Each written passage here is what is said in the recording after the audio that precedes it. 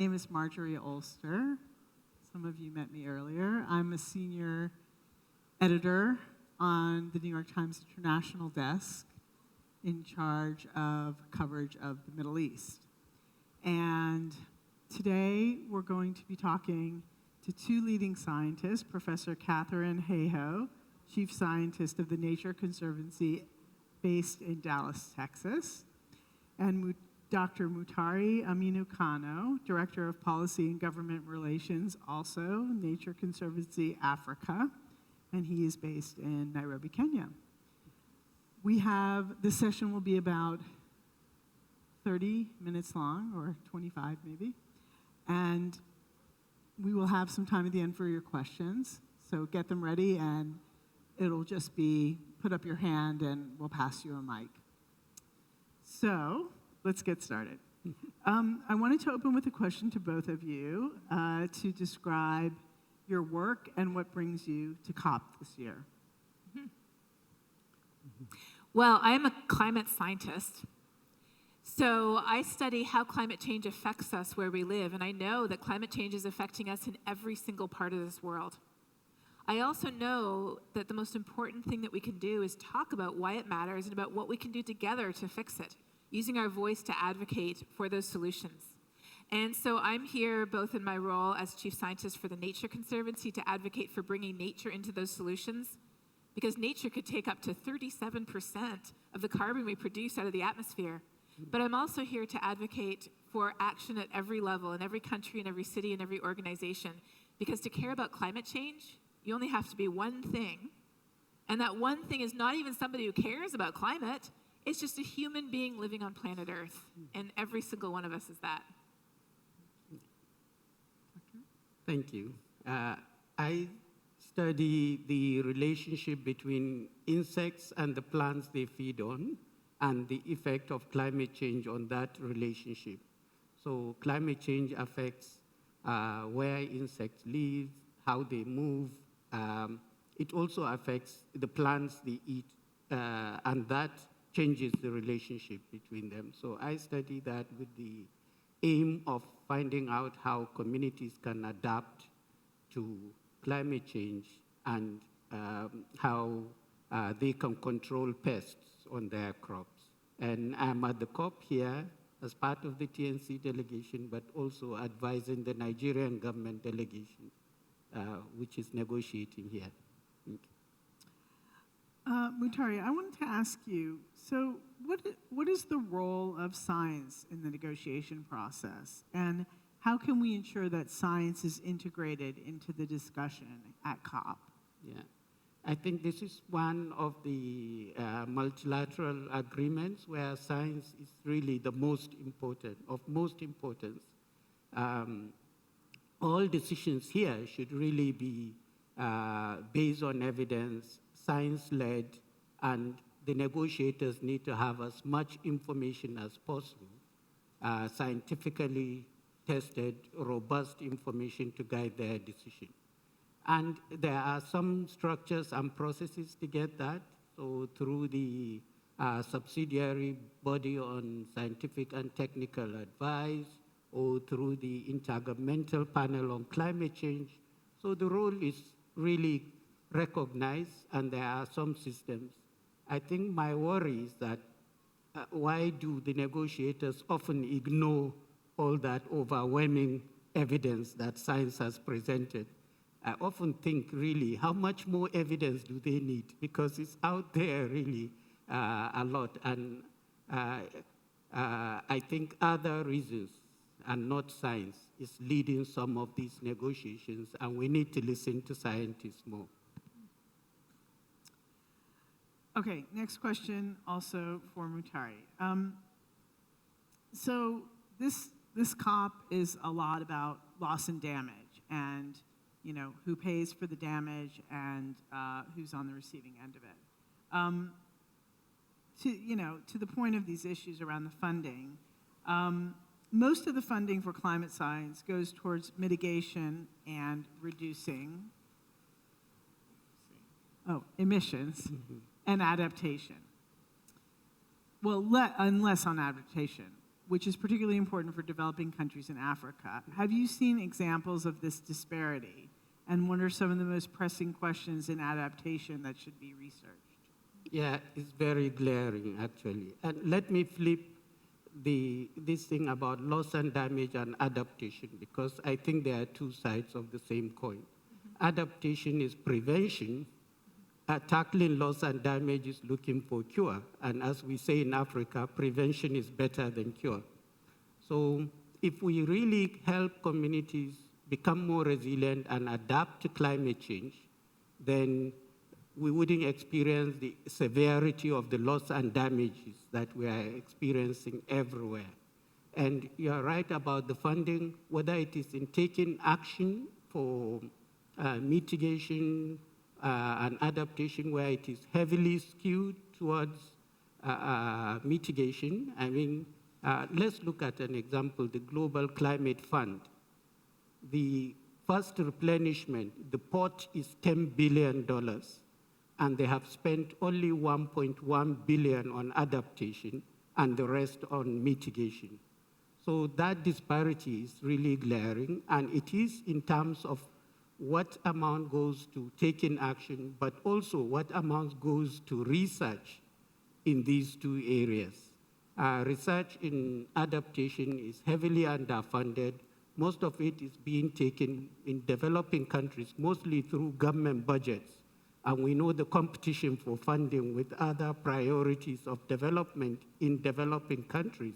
So of course, adaptation gets the short end of the stick, and most goes to mitigation.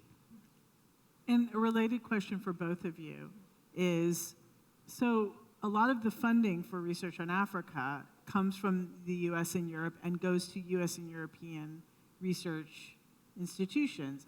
What would be different if some of that funding went to African institutions for research? So I work in high-resolution climate projections, and we develop these for locations all around the world. But what I've learned is that you can develop all the projections you want, but if you don't work with people on the ground who understand what that means for that place, for that food, the water, the infrastructure for people's health, for the systems you have there, you won't understand what you need to build resilience to, what you need to adapt to. So just to give you an example, where I live in Texas, a day over 100 degrees is almost nothing. Where I'm from in Toronto, a day over 100 degrees is unprecedented. So it's the same threshold, but it means something completely different depending on what you're used to.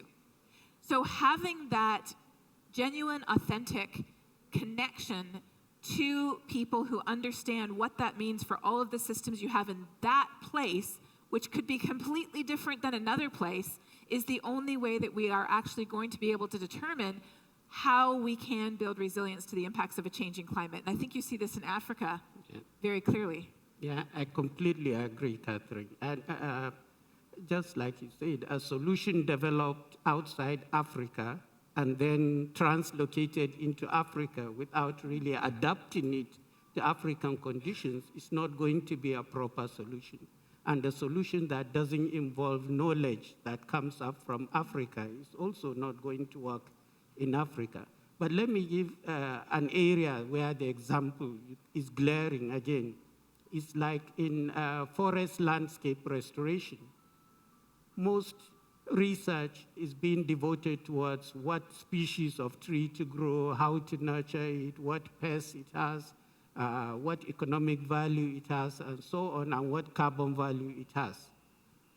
If it were to be driven from Africa, instead of forest restoration, especially in dry and subhumid areas, concentrating on tree planting, it would concentrate on natural regeneration. And natural regeneration is cheaper, it's easier, but we know a lot less about farmer-managed natural regeneration than we do about tree planting. The next question is about communicating about science. And I was talking to my colleague Samini this morning that I was on a panel with you, and she said, you're a fantastic communicator of science and explaining science to lay people like us. And as journalists, we really appreciate that. But how do you and how do we talk to the skeptics? How do we persuade people of the overwhelming body of evidence that climate change is man-made? So I'm pretty convinced that there aren't a lot of skeptics left in the world right now, because a skeptic is somebody who hasn't had enough evidence yet to change their mind. And today, no matter who you are or where you live, the evidence is right in front of you.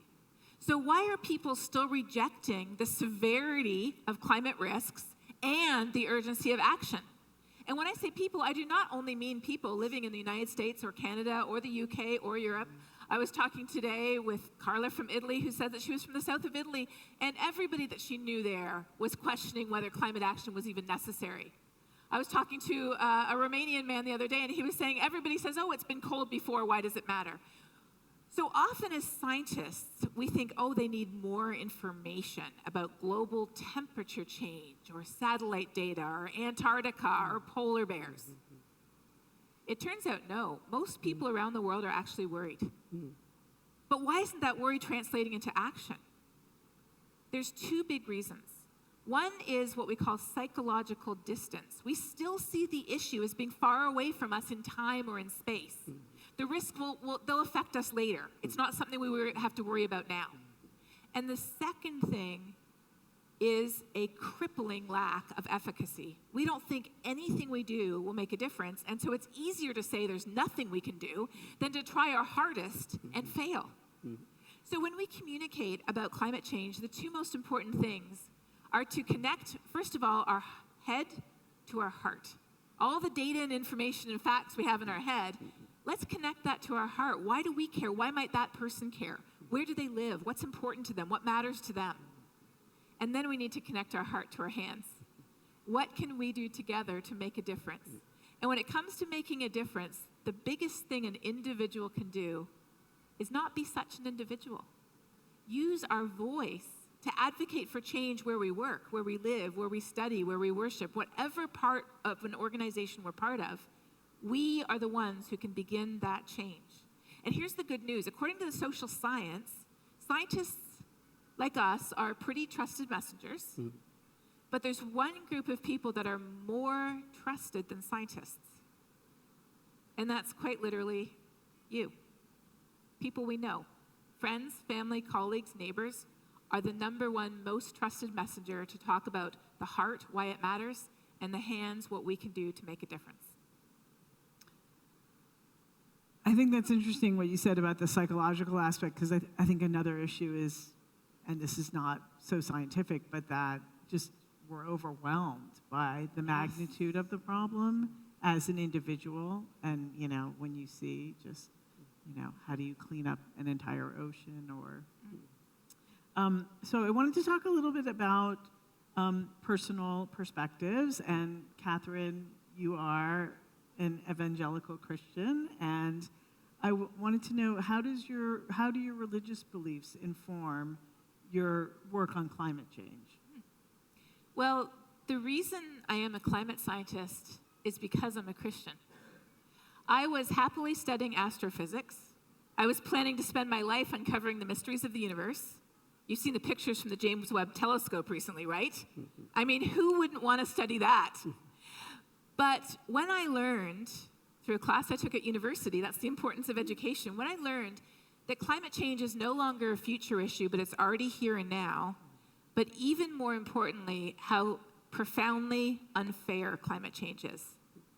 How it disproportionately affects those who have done the very least to contribute to the problem.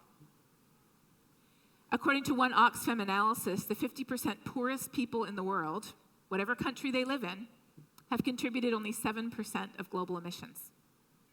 Yet when you look at who is most impacted by climate change supersizing our extreme weather events, in big cities in rich countries around the world, it's the people who are homeless, the people who can't pay their energy bill, the people who have no way to get to work when it floods.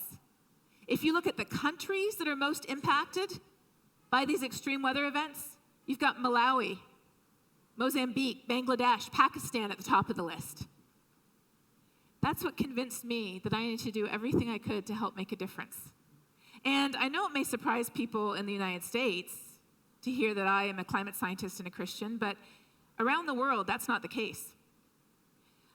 I serve as climate ambassador for the World Evangelical Alliance, and the former Secretary General of that alliance was official delegate for his country, the Philippines, to the UNFCCC. Don't you hate all the acronyms that we hear all the time? There are people all around the world, not just of the Christian faith, but of every faith tradition, who are motivated to speak out for climate action because of their faith. And as we were talking about in Africa, there's many examples of people there too. Absolutely. I mean, if I can come down to Nigeria, one of the groups that is most involved in forest restoration is one of the biggest Pentecostal churches in Africa, the Redeemed Christian Church of God. Just this year, they were planning to plant 80,000 trees across every parish and every part of the country. So there is a movement. In fact, there is a group called the Nigerian Interfaith Initiative on Environment. And they all speak to it and say it is actually their scriptures that are telling them through the angle that Katharine mentioned about the justice aspect of it, but also through their duty, really, to care for creation. Okay, we're going to do one more question and then take your questions, so get ready, please. And then we'll have some closing remarks. So my last two questions are about hope. So with all of this grimness and doom and gloom, you know, how do we and how do you, you know, keep hope up? How do you keep people optimistic and positive about the ability to affect change? I think for me, it's mostly when I see local solutions that are working, and there are several examples of them all across the globe. And I see really where the issue of building the resilience of communities to cope with the impact of climate change, or even mitigation, communities really involved and doing things on the ground. That's what gives me hope. And I just feel if we could scale up all these experiments, all these pilots, all these small-scale things happening, then we have a way to really solving, bringing about a solution. Yeah, that's a great. I speak to people all around the world. I should say I speak with them because I always encourage a dialogue. I give mostly virtual talks, and when I do, I use interactive software to collect people's questions. And a few years ago, just before the pandemic, I started to analyze the questions I've been getting. I had hundreds and hundreds of questions, probably thousands of questions from all kinds of audiences, from school kids to senior citizens, you know, in almost every country you can imagine. And that's what scientists do, we analyze our data. So I started to analyze the questions, and I realized that there was one question that I was getting asked every single time I spoke to any group of people, anywhere of any age, in any category. And that one question was, where do you find hope? So I had to think about that. And I thought about it so much, I ended up writing a book about it. And I called the book Saving Us. Because it's not about saving the planet. It is quite literally about saving all of us living things here on this planet. And what I found through research on psychology, through research on collective action, through the teachings and writings of many different religious practices, from Buddhism to Christianity and everything in between, is that there's a common thread that our hope literally is found in action, that we act first and then the hope comes. And so that's why overcoming that lack of efficacy is so important, because if people don't think anything they do will make a difference, they do nothing. But if we know that we can make a difference, not us individually, but all of us working together, and that difference is tangible, like you said, local projects making real differences, that is what gives us hope. So encouraging others to add that hand to that giant boulder shows us that the giant boulder of climate action is not sitting at the bottom of an impossibly steep cliff with only a few hands on it, everybody in this room Probably a few more hands over there in the blue zone, but we're the only ones in the world? No. When we look around at everything that is happening in Africa, in North America, in Europe, in Latin America, in Asia, that giant boulder of climate action is already at the top of the hill. It is already rolling down the hill in the right direction. It already has millions of hands on it, and it just needs to go faster. And that's what gives me hope, is when I look at each one of those hands on the boulder, and here we can do that. Just ask anybody you see here what they're doing. That will give you hope, and then share that with someone else and encourage everyone else who is not here and everyone who's listening online. You can make a difference, and it begins with using your voice to advocate for change wherever you're planted, because each of us is in a different place. Thank you very much. We have a few minutes for questions. Not done yet. Just want to hear from you all. So, yes, we're going to pass the mic. Can't really see you. Hello. Go. Hi, guys. This question is twofold. One is for Mr. Kano. I believe that you said earlier that the research is underfunded. Could you give a specific area or a couple of specifics in where you said the research is underfunded, what you were referring to, what you'd like to see more of for the research for climate adaptation? Yeah, thank you.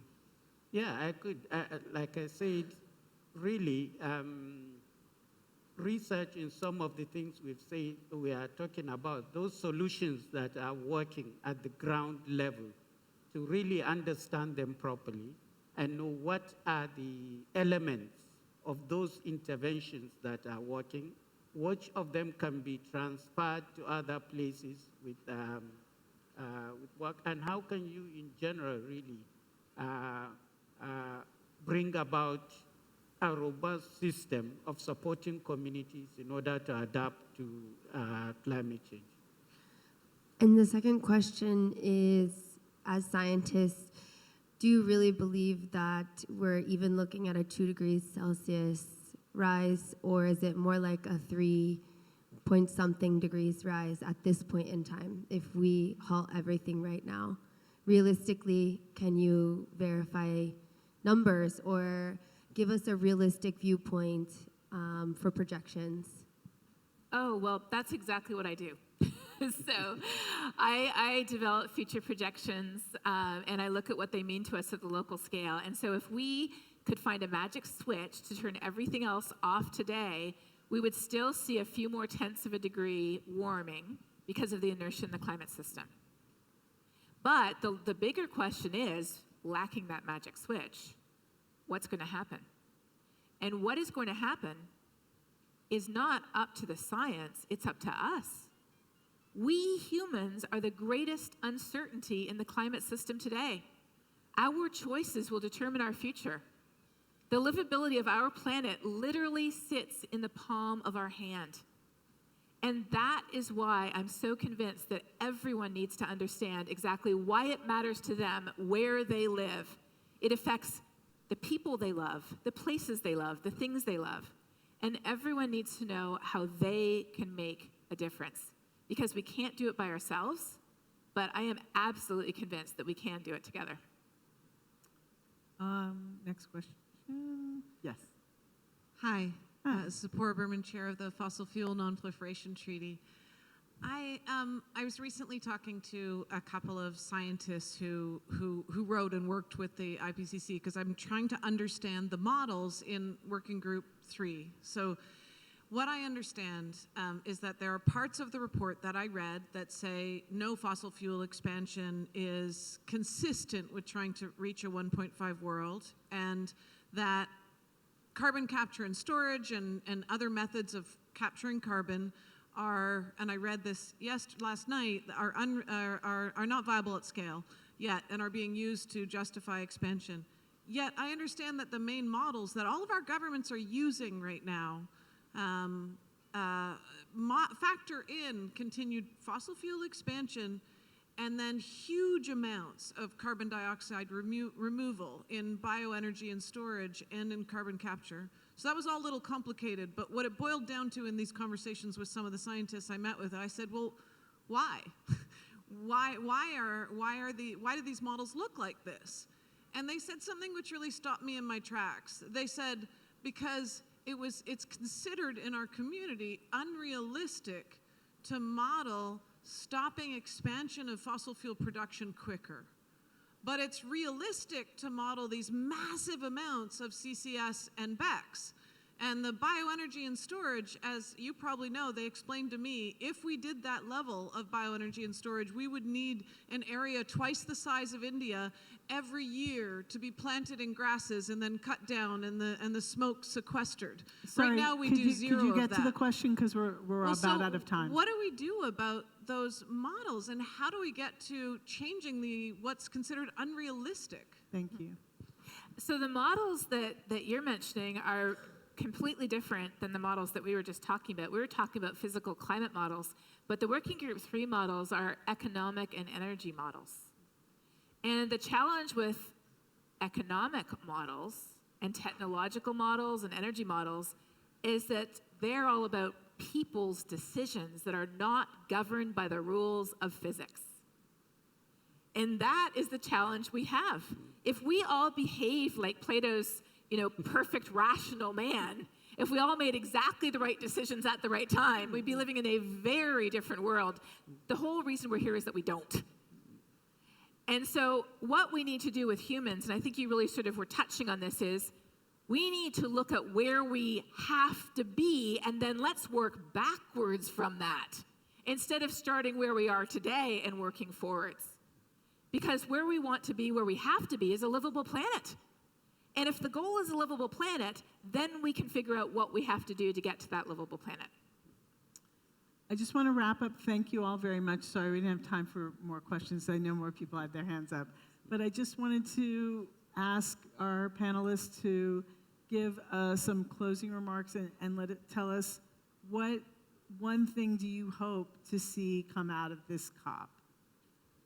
Yeah, well, I hope that this will be the COP that makes sure that the negotiators are listening to the scientists this time, and that they really get the urgency of really going beyond negotiations and pledges, but actually translating things to action.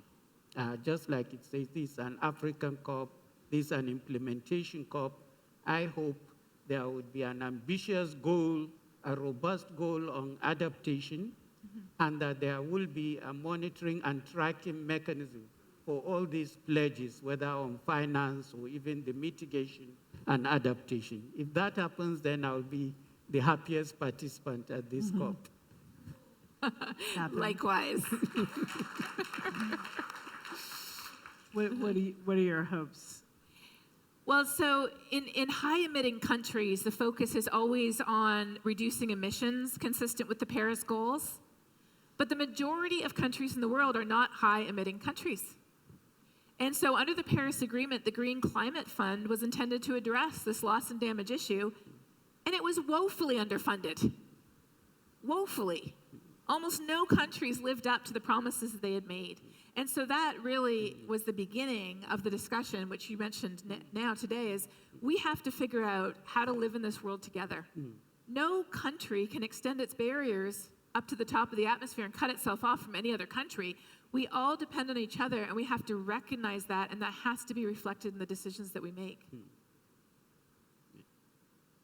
Thank you both very much. Thank you all for coming.